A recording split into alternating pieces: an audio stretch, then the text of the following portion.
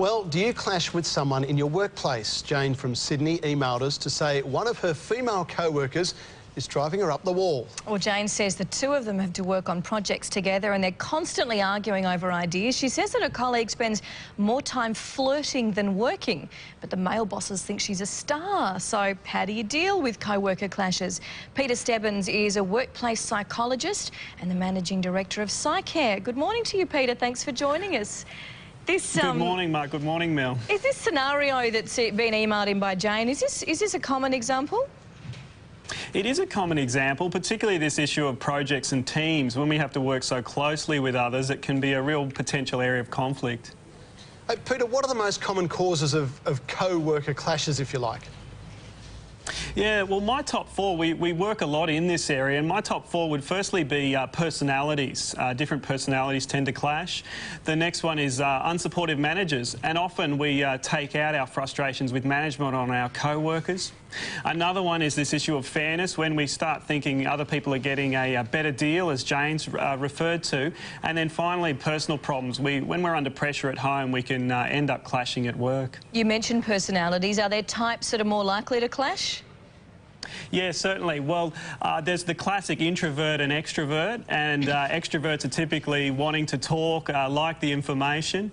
Introverts need time to think, so extroverts are busting to have a conversation with someone, while introverts are tremendously frustrated because they can't get a chance to think. Another one, though, that's also very relevant is what we call the perfectionist workaholic.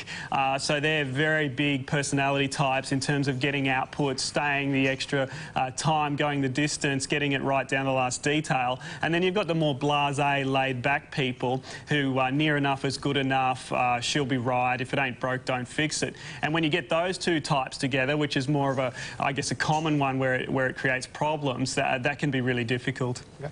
Peter, if you find yourself in the same situation as Jane, what are some of the tips for resolving workplace conflict? How do you go about settling it and moving on, if you like? Yeah, well, I think this issue with Jane is a really good one because some of the things we've just spoken about are reflected in there.